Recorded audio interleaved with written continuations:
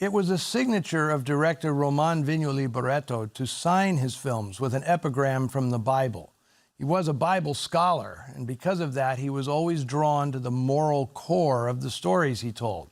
He always sought a corollary in Scripture that he'd use to open and close his films, using the chosen excerpt in place of the standard fini.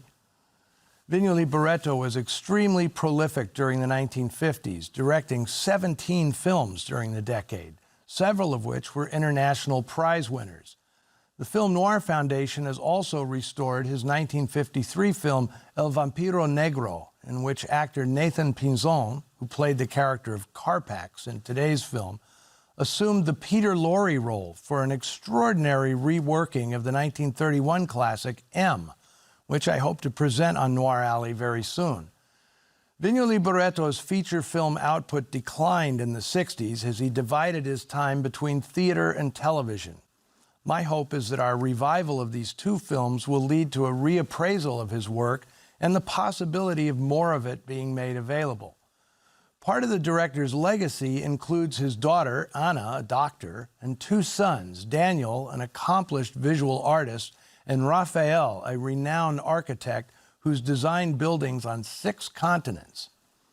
And speaking of notable sons, the author of The Beast Must Die, Nicholas Blake, is in actuality renowned Irish poet and novelist Cecil Day Lewis, who wrote his mysteries under an alias to not sully his literary reputation with the taint of lowbrow genre fiction. I especially enjoy how this film retains Day-Lewis's in-jokes about the disdain cultured people had for mystery fiction. It didn't hurt Day-Lewis's reputation, however. In 1968, he was named Poet Laureate of the United Kingdom. And yes, he is the father of 3-time Best Actor Oscar winner Daniel Day-Lewis. Well, on the subject of sons, I want to give a nod to a couple of significant actors in The Beast Must Die, Eduardo Moyano and Umberto Ballado, who played the boys, Marty and Ronnie.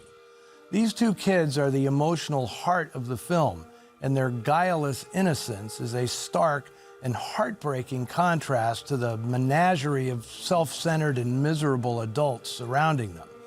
Moyano is especially effective as his brief presence in the film is so strong it makes Ibáñez-Mente's quixotic quest for revenge entirely believable. Need I add that this story would not have been made in Hollywood in 1952, where the notion of Ronnie being the killer and Felix taking the rap for him and then committing suicide, well, there's no way that gets through the production code office. The Beast Must Die was made again in 1969 as Que la Bête Muere, one of director Claude Chabrol's best. His coolly cynical take on the French bourgeoisie was a marked contrast to Vignoli Barreto's more hot-blooded handling of the story. The tale was also resurrected last year as a British television series, transforming Felix Lane into a black woman and Nigel Strangeways into a cop with post-traumatic stress syndrome.